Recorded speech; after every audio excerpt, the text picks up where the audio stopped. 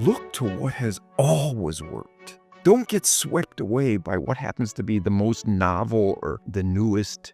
Go to the primal features. Those are the ones that are going to drive behavior.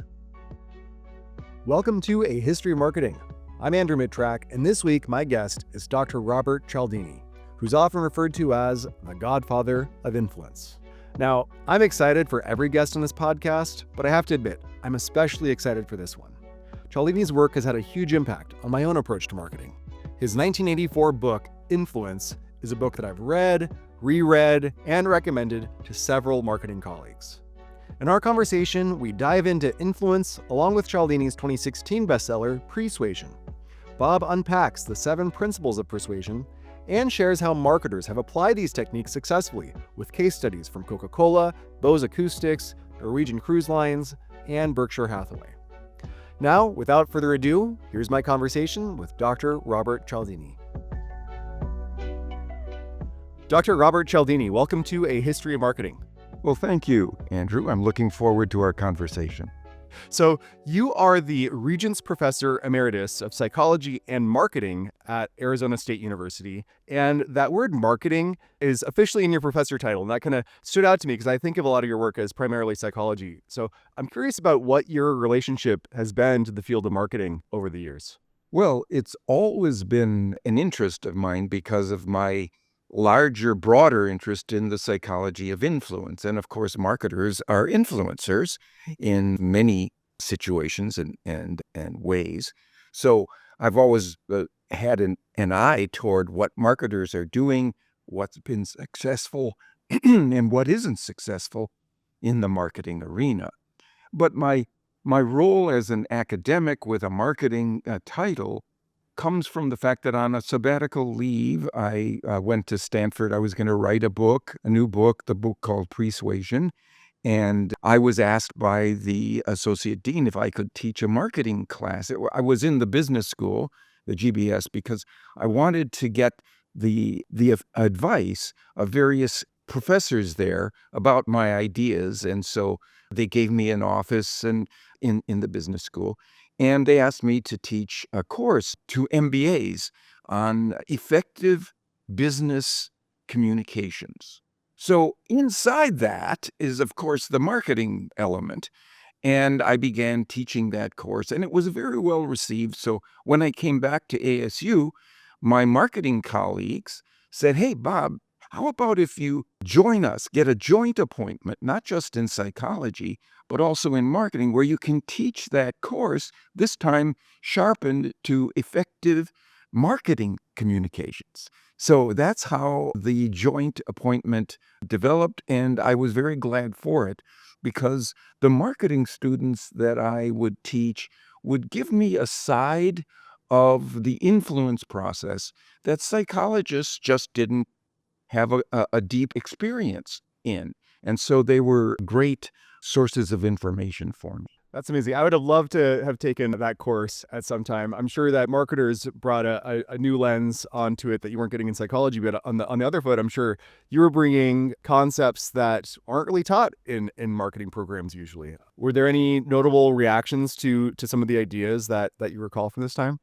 One of the things that was especially riveting for the marketing students was the idea that I was claiming that although we live in what is known as the information age, it's never been known as the knowledge age. Information has to be processed, it has to be structured, it has to be prioritized, and then so people will take it in, resonate with it, and then employ it in ways that lend themselves to assent, if you're interested in influence. And so that idea that information, we have to really think about how we construct it for marketing purposes rather than just sending it out there and expecting it to land in a favorable way. That's just naive. And so the course was really reimagined, I think, in terms of that difference.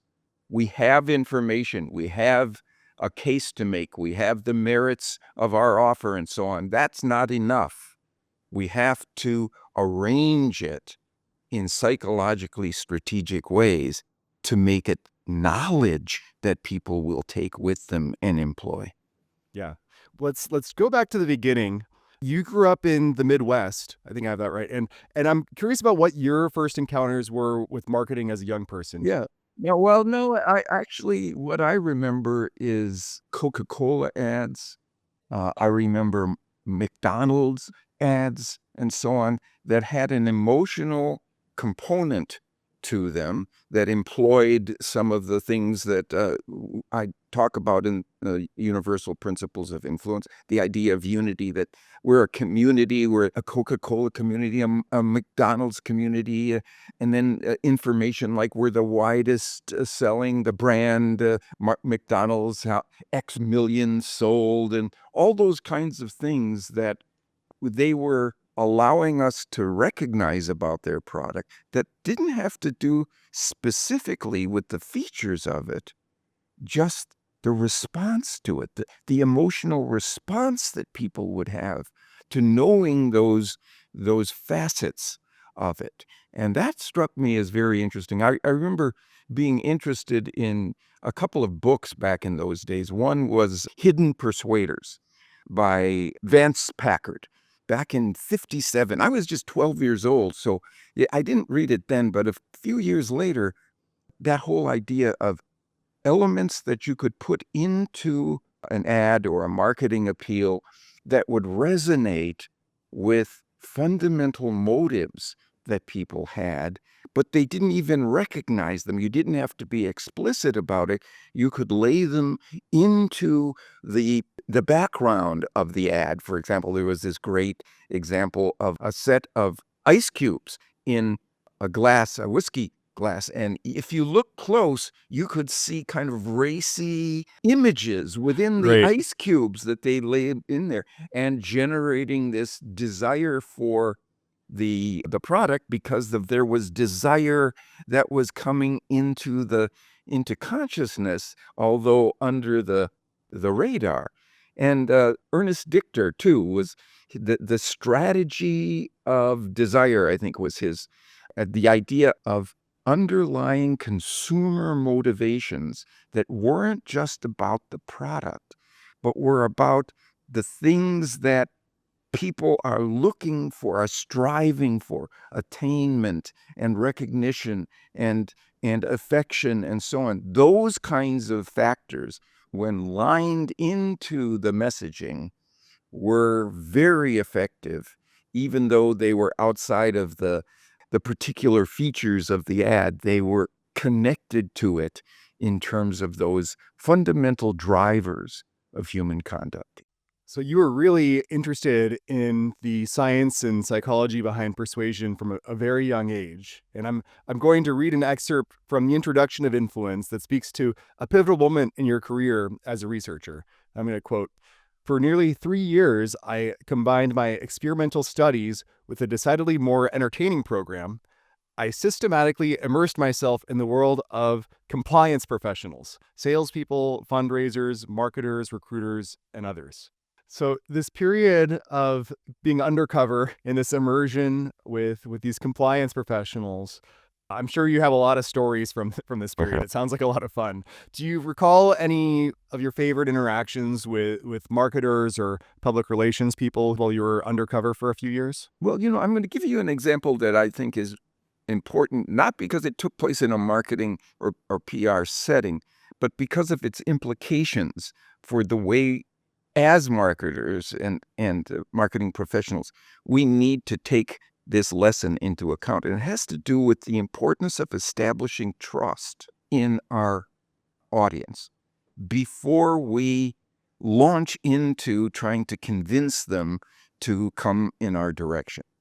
And in modern communication technology, we are separating ourselves in terms of human connection from our audience. We're using technology that allows people to buy or learn about our products and so on with no human connection, where you have experience with people, you've come to like them, you've come to trust them.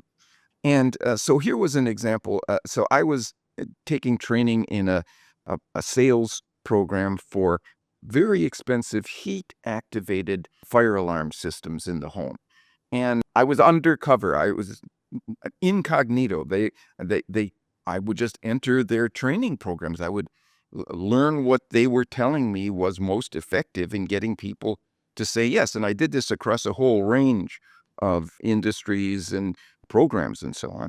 But in this particular one, there was one salesperson who, after you would get a invitation on the phone, you would recruit people to allow a salesperson to come into their home. And it was usually a couple, and tell them about this new fire alarm system that was superior to all the smoke-based systems.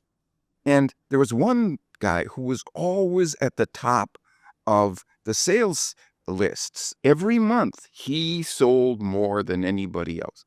And so in this program, in their sales training program, we were allowed to accompany the old pros on sales trips, on sales visits, to learn what they were doing. And I was especially interested in this one guy. Let's call him Jim.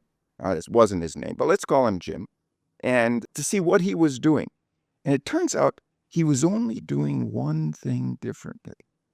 And it was designed to establish trust before he ever said a word about the products. Right? Because if we have that human connection of someone we trust, our defenses come down and we're more open to that person's, less skepticism and so on. So what we would do with all the other salespeople, there would be a big ringed folder of information about the product and all the benefits. And everybody would bring it in with them, introduce themselves, and then start walking through this. This guy, Jim, left that binder in the car and would introduce himself. And then all the salespeople were asked to give the customers a little test of their home fire danger knowledge. So, and they would it would be a time test. They would only have 5 minutes. Okay. And so you give that to them and they're taking the test, and Jim would say, "Oh, wait a minute. I forgot some important information. Do you mind if I let myself out and back into your home while you're taking the test? I don't want to interrupt your test." Yeah. And that often involved giving him a key to the front door of their home, or to say, "Sure, let me unlock it for you and go ahead and leave and come back at your discretion." We did 3 separate calls that night, and he did the same thing on all 3 calls. "Oh, I forgot do you mind if I get access to your home?" And I asked him about it on the drive back to the office. And first of all, he wouldn't answer me. He said he didn't want to reveal his secret. Finally, at the 3rd time, he said, "Listen, Bob, what kind of person do you allow into and out of your house on their own with a key that you've given them? Only somebody you trust, right? I wanted to establish myself as a trustworthy individual before I began my pitch." It's the only thing he did differently. Yeah. And he was at the top of the sales. So the importance of establishing trust before you launch in. Right? How do you do that? Well, one piece of evidence that I have recognized from a marketing campaign from Bose Acoustics, is you give them testimonials of experts on this topic. It was the Bose Wave music system, right? So experts in acoustics and audio technology and so on. And they used to have those expert testimonials buried in the message down below, or you have to press a button to get to the testimonials, to another page and so on. And we asked them to put the testimonials first. So they had the the power, the trust that came from expertise of not not this not the marketer, but people outside of Bose who were recommending it. They now were able to get that trust in what was being said before they said a word, right? And it increased purchases by 16%. Now, the other thing about it is to optimize that trust from expertise. We didn't just put one testimonial. There will be a lot of advertising agencies that will tell you, no, just put your best testimonial first, because the only put that in there first. The others will just dilute its impact. That's not what the research shows. The research shows that subsequent testimonials, as long as the best one is in there, don't dilute it, they reinforce it. They reinforce what the best one said. They validate it so that you can trust that this wasn't just a cherry-picked testimonial. That's the only one that really raves about. No, there are several. So they put 3 up there, right? First thing, and that's what got them a 16%. And the thing is, it was the same material. It's where it went. It went in a place that established trust first, then led to compliance. There's so much to unpack with that. That example of Bose and the one, best rating versus the multiple testimonials. I think today also of Google reviews and Yelp reviews, where which one do you trust? Do you trust the restaurant that has one single 5-star review, or do you trust the one that has 200 reviews that are Right. a 4.9? Right. Right. Well, that 4.9 actually seems more authentic and it's better. Well, you're exactly right, Yeah. and there's Yeah. research to show it. Yeah. The best conversion is not all 5 stars. It's a range between 4.3 and 4.7. Because Okay. if it's, you don't trust that You don't person trust it. who's giving Exactly. you just blanket positivity. No. Oh, and by the way, one of the things I'm going to recommend, because I think it's so important to build human connection back into our marketing, even though technology is separating us. When you say there are 200 reviews, right? Say 200 reviewers. Right. Yeah. Those are people. They're We people. want Yeah. people, not words on a page. We want people these days, because we're being drained of human connection through technology, where we are just interacting with people separately from them, just pressing buttons. That's Yeah. right. Let's jump into your book Influence to ground some of this conversation, these ideas in the principles you lay out in the book. And when I first read Influence, there were 6 principles of persuasion you outlined. But this interview, it spurred me to purchase the new and expanded edition, which is not just a light, rewrite with a new chapter here or there. It is a beefy, 400, 500 page book with a lot Yeah. of material. No, we added 250 pages. Yeah. Oh my gosh. Yeah. Well, knowing I was going to interview it led me to purchase and read this new copy, which is just a delight in itself. And so highly recommended to listeners. And in this, so there were 6 principles initially. In this new book, you added a 7th principle, unity. Can you briefly walk through what the 6 principles are and why you added unity as a 7th principle? Sure. So the first, let's do that briefly. The first is reciprocation. People say yes to those people who have first given to them when they get a request from that person. We say yes to those we owe. So we ought to be giving first information. We should be giving various kinds of benefits, advantages, and so on before people sign or buy, because they then feel appreciative. They feel grateful. And one of the things is to just, for example, there's research to show if you just show people the amount of effort that you went through to provide this information to them, they're more receptive to it. They give effort back for having received that effort. That's the essence of the rule of reciprocity. What you give first, so you give benefits, advantages, information, evidence of your efforts and goodwill and so on. So that's one. Next is liking, the liking principle. Nobody would be surprised that we prefer to say yes to those people we like. Well, how do you get liking online, for example? How can you possibly do that? You don't know those people. They don't know you. They have no familiarity, no history with you. Well, there's a study of 6,700 online commercial sites, right?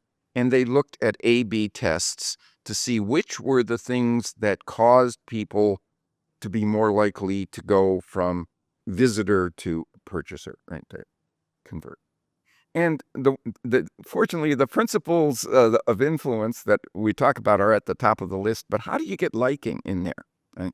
Turns out that if you include on your landing page a welcoming statement, you get more conversion. You just establish, like, you approve of those people. You welcome them the way you would welcome somebody into your home. So on my, we have a startup called the Cialdini Institute, where we teach ethical influence. And we have on the landing page a welcoming statement where I say, well, welcome to our site. We're so glad that you're there. And then to make sure that it's personalized, I don't just have my name typed out in machine font. I sign it. But I want them to see a person there. And there's a photograph of me.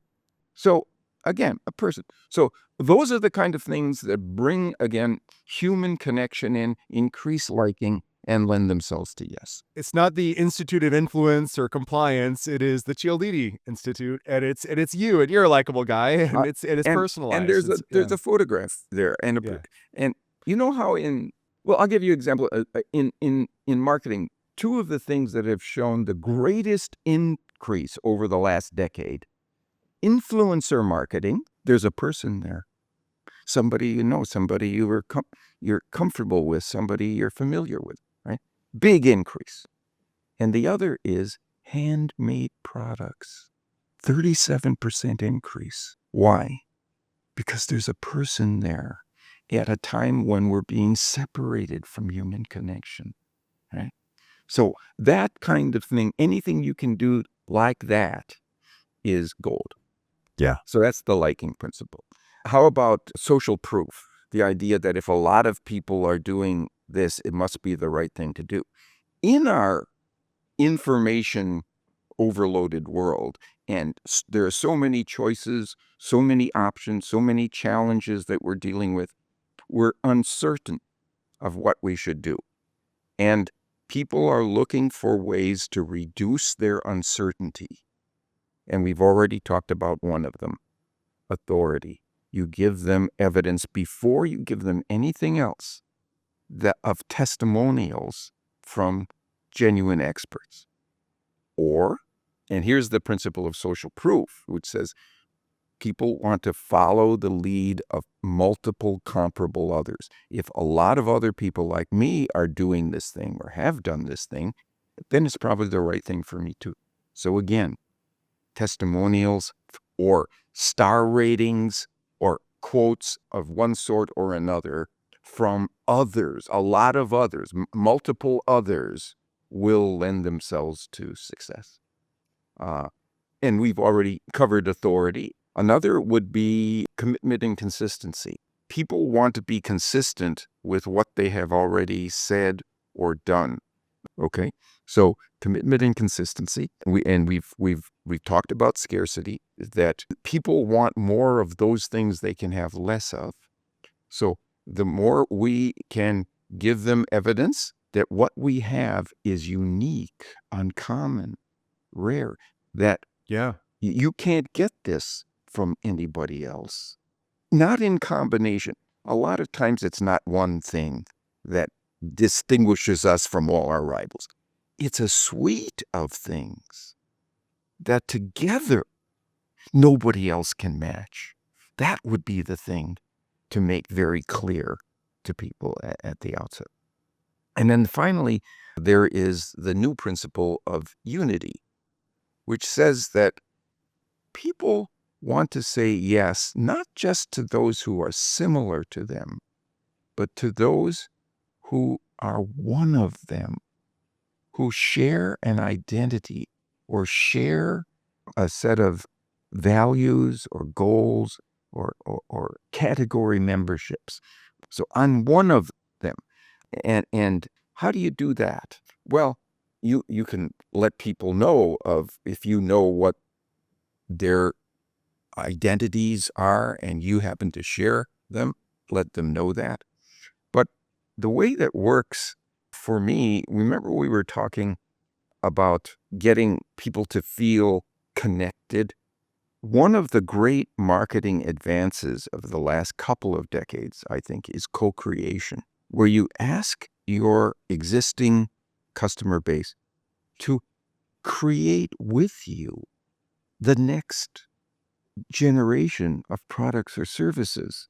And the research shows that not only increases favorability toward your brand, it increases loyalty. They're more likely to stay with you even after there's been stumble of some sort or another, right? If they've co-created something with you, they feel of you, part of you, of your brand. So now, here's the latest research. One of the things we're doing with the Cialdini Institute is focusing on what we call small bigs. What are the smallest changes we can make to an appeal, an influence appeal, that will have the biggest impact on its persuasive success? Like, can you change one word and have that? Here's an example. So, suppose you want to get co-creation, and you're going to ask your customer base or your most important clients or customers to help you in this regard, and you will ask them for their opinion. Can you give us your opinion on what we can do? Or you'll give them an outline or a summary or a blueprint of a new thing. Can you give us your opinion on this? It's exactly the right thing to ask for that unity there, right? Be one of us in this. Join us with this. Be our partner. It's a mistake to ask for their opinion, because when you ask for an opinion, you get a critic. You get someone who does the opposite of unifying with you. They step back from you and they go inside themselves to provide a critique of your idea or your new initiative, let's say. Instead, if you substitute the word advice for opinion, you get significantly more favorable responses to your idea, right? Yeah. Because they're part of it. And here's the evidence that really sells the case for me. They give you better input into how to improve it, to change it, or to emphasize features within your idea, right? Because they're one of you now.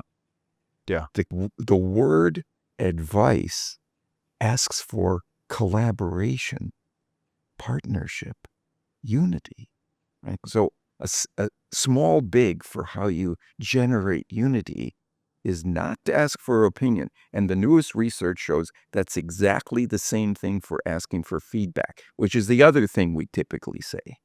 No, ask for advice and you get a better outcome. It's super interesting. There's this concept of the net promoter score, and it's a question that's always asked by either product managers or marketers, always using the same text. It's something to the effect of, how likely are you to recommend this service to a friend? Yes, recommend. And it's always that way. I think they always want it consistent. In fact, I don't think they want to change it too much because they want to really track it over time. Do you feel like does that speak to unity in that you're bringing in friendship and you're bringing in this, or do you feel like that itself could be improved upon? Yeah, I think I would change it a little bit and say, what would be the single most positive feature of our product or service? Yeah. That you would tell a friend about. Now, they imagine themselves advising a friend, right, about this positive feature.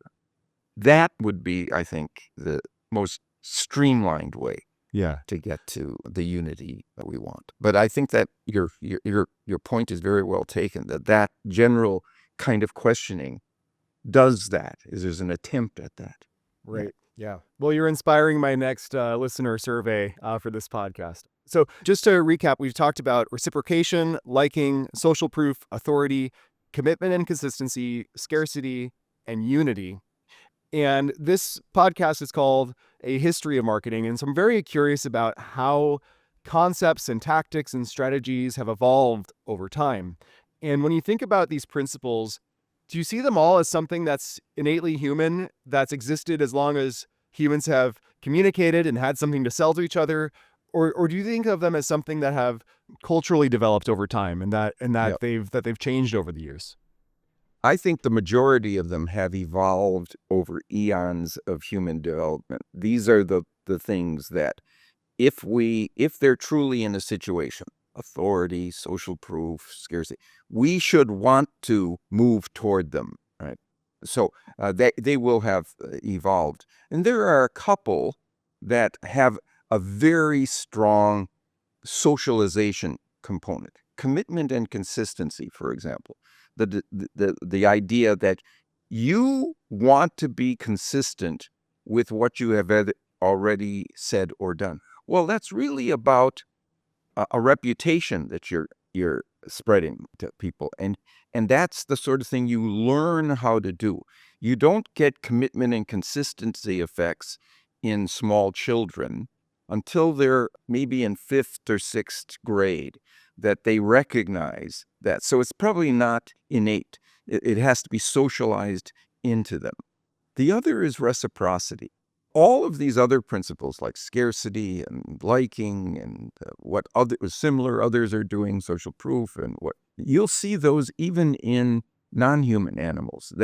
But reciprocity, especially a particular kind of reciprocity where the receipt of a gift or favor or service, piece of information, beneficial information, right, lends itself to future compliance with that gift giver. Animals don't have that. They don't have the ability to hold that sense of gratitude in their minds or obligation in their minds. And so I think this is something that is socialized into us. But it's true in every human society. There's not a single human culture that fails to train its members in the rule for reciprocity. You must not take without giving in return. Because if you do, you're isolated. You're shunted off to the side. You're not somebody who will do well in that culture. And also, the society benefits from people who receive to give back. That increases the likelihood that somebody will want to give in the first place, which increases human interaction and cooperation. So I think those two, commitment and consistency and reciprocity, are heavily socialized. The others are there already.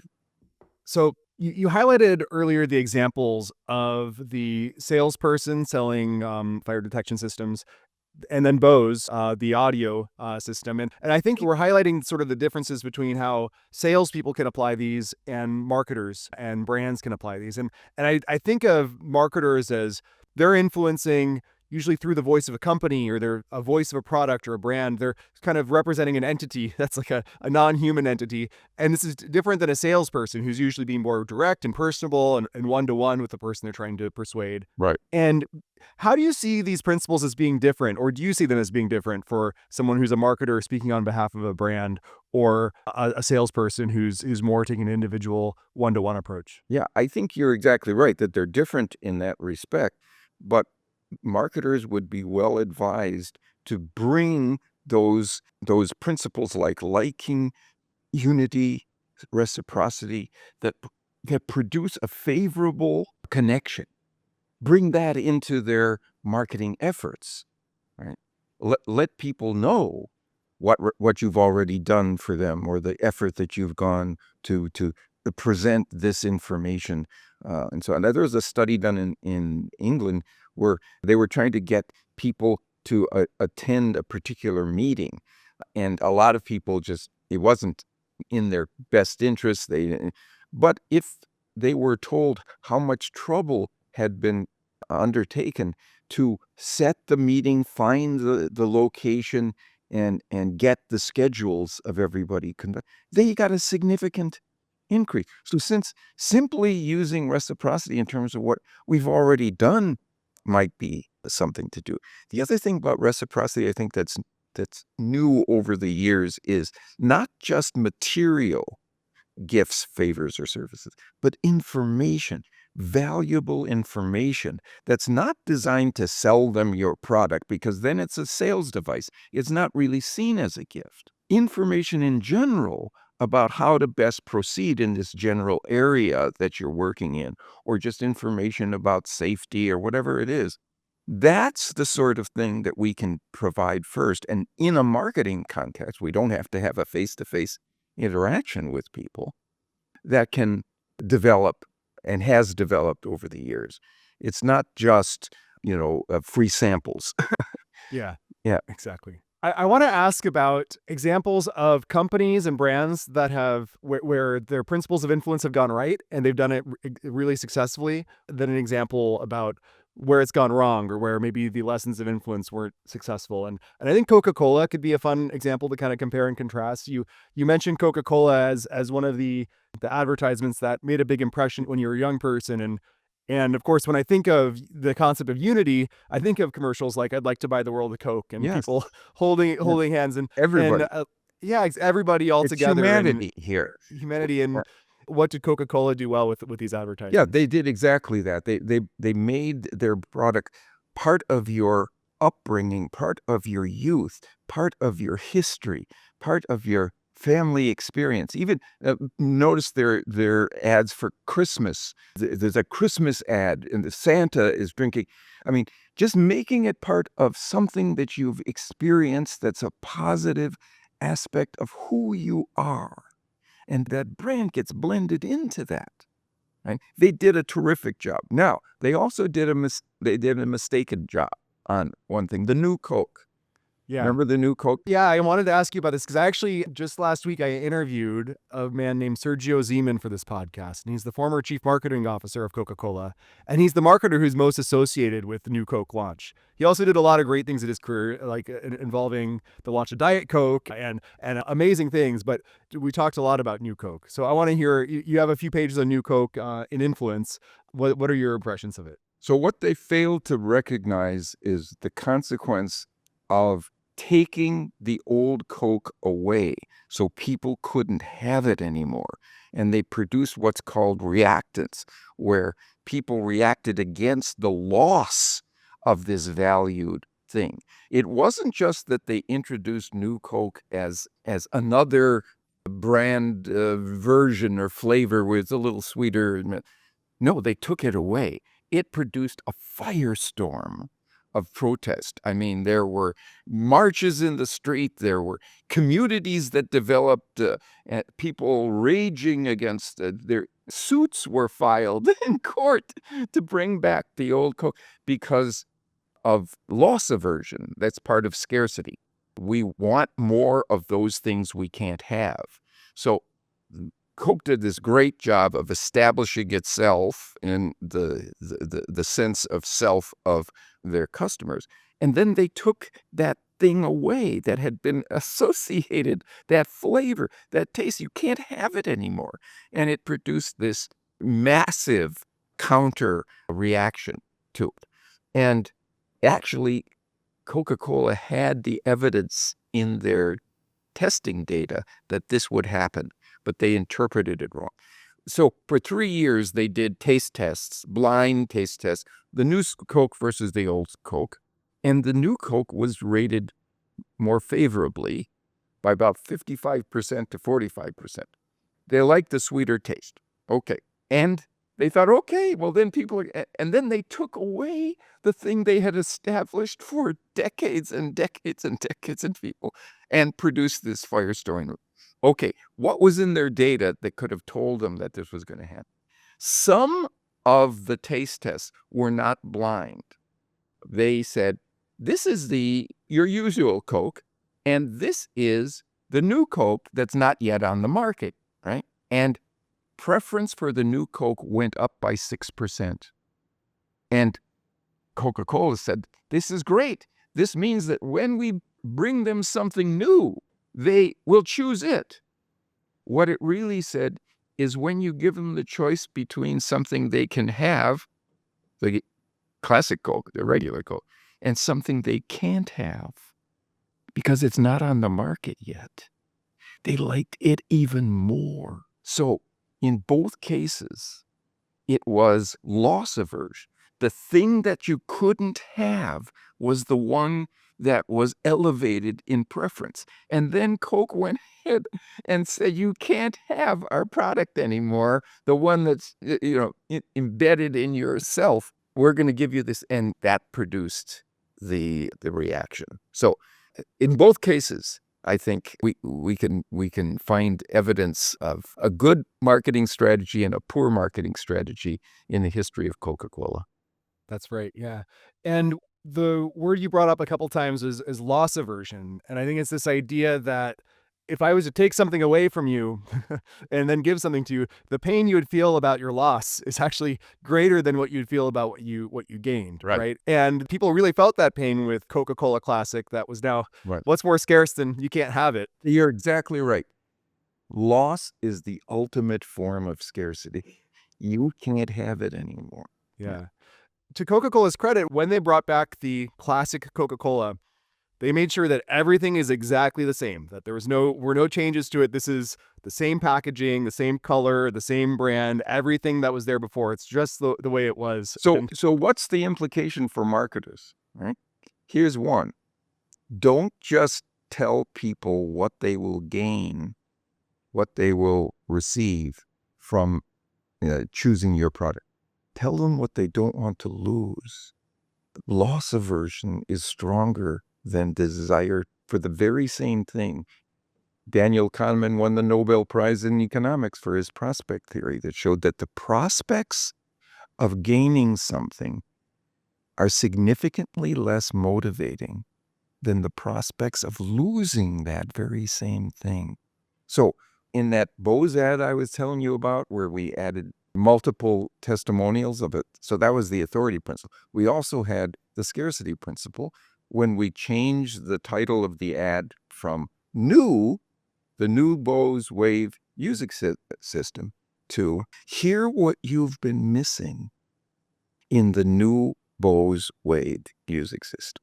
And that produced a significant increase in sales. So tell people not just what they will gain, but what they will forego. It's more powerful. That's a great line. Hear what you've been missing. Another book of yours that's a favorite of mine is Pre-Suasion. And speaking of great lines, I love this word persuasion. And did you coin this word yourself? And do you remember the moment you came up with it? Yes, I did coin it, Persuasion, because the initial title of the book was Moments of Power, where I was looking for moments when people were especially susceptible to a marketing or influence-based appeal. Yeah. And they were always first, Hmm. almost always first. It's what you did first that changed the mindset of people to be more receptive to the message they haven't yet received. So it was possible to increase people's agreement with a message that hadn't been sent to them yet. How could that be? Well, it's because if you put people in mind of a concept that is central inside your message, they have been readied for it when they do encounter it. Here's a great example. The Norwegian Cruise Line, one holiday season, had a marketing campaign where they were sending emails to all of their former customers that there was a great bargain for cruises during the holiday season of that year, right? But it was a limited time offer. Mm-hmm. So inside the email, there was a ticking down digital clock of how many hours and minutes you had to do it. Everybody got that. But half of them got that message with 2 ticking clock emojis in the subject line. Mm-hmm. So they were primed for scarcity. They were primed for potential loss, dwindling opportunity, before they encountered dwindling opportunity, which, according to the Norwegian Cruise Line, significantly increased purchases of cruises as a result. Yeah.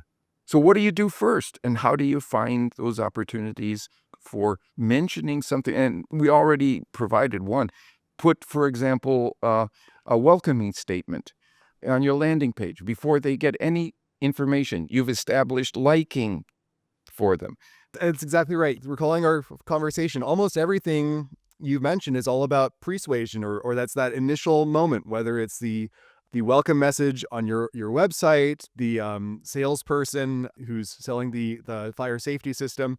He doesn't ask to leave at the end as he's signing the paperwork. He does it right at the beginning to build trust. Right. Bose elevating those testimonials right to the top. It's both taking all of these principles of influence and persuasion and recognizing that, hey, often these happen right at the beginning, of an interaction, and enter And persuasion. you're well advised to structure them for the beginning. Oh, so you know who's the best at this is Warren Buffett. Okay. What may be the greatest financial investor of our time. And I get his annual letter to shareholders every year. And here's what he does on the first or second page of that letter.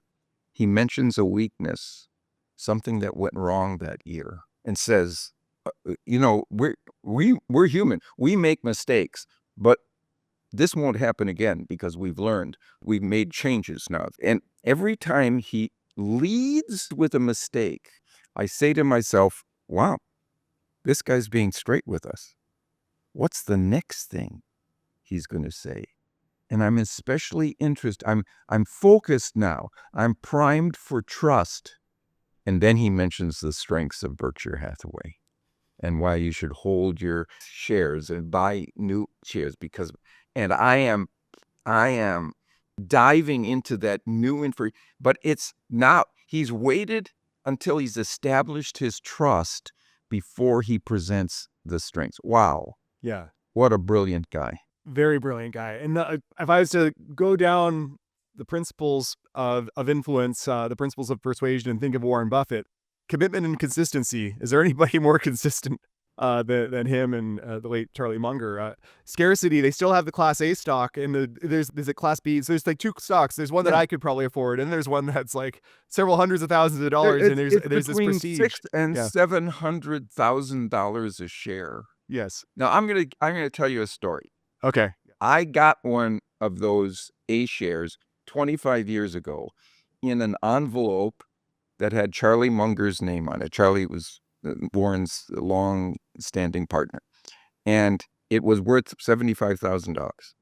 And he said, your book has made us so much money by understanding human behavior, because we know that the markets are not made up of econometric models. They're made up of people. By the principle of reciprocity, you are entitled to this share.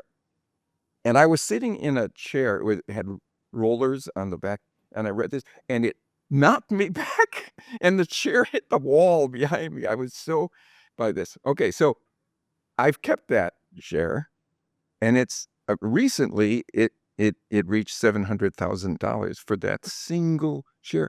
That's how good these guys were, not just at financial investing, but telling people about financial investing and how they did it and by establishing trust first. I mean, it's just brilliant. It's amazing.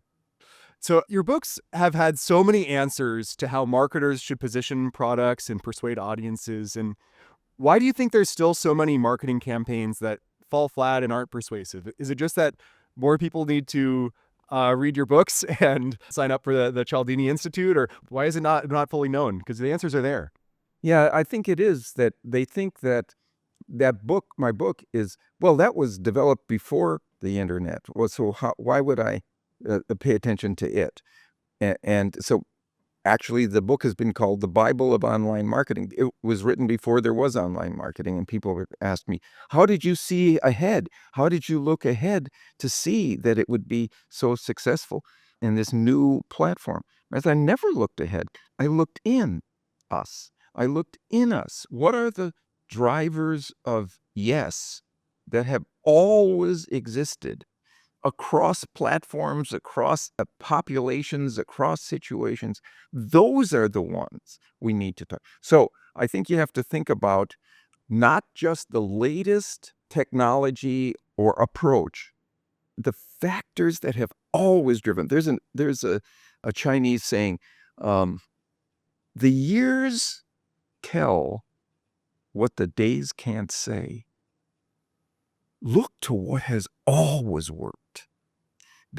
Don't get swept away by what happens to be the most novel or the newest. Go to the most primal features. Those are the ones that are going to drive behavior. I, of course, couldn't agree more. That's part of this whole podcast. I feel like everybody is looking to the future of marketing or the latest tips and tricks today. And I think a lot of the lessons are in history, and they're from experts like you, like Dr. Kotler, like so many others who have gone through all this before. And I couldn't recommend enough for listeners, if they're in marketing, to pick up a copy of Influence. I mean, it made Charlie Munger and Warren Buffett a lot of money, so definitely recommended. And Pre-Suasion as well, which is also just a delightful read. So, Dr. Cialdini, thanks so much for your stories, your time, your wisdom. I've really enjoyed it. Where can listeners find you and learn more about you beyond purchasing these books, to learn more about your work and to support you? I think the easiest way would be to go to Cialdini.com, and then there's an array of possible options that they might want to partake of. Yeah. Well, Bob, thanks again for being on this show. It's been a lot of fun. I've enjoyed it. A History of Marketing is written and produced by me, Andrew Mittrak. If you'd like new episodes delivered right to your inbox, visit marketinghistory.org. There you can also find transcripts of every conversation, including helpful links, images, videos, and other blog posts about marketing history. You can send me an email at hello@marketinghistory.org. If you'd like to support A History of Marketing, consider leaving a review on your favorite podcasting app, or better yet, tell a friend about the show. Thanks for listening.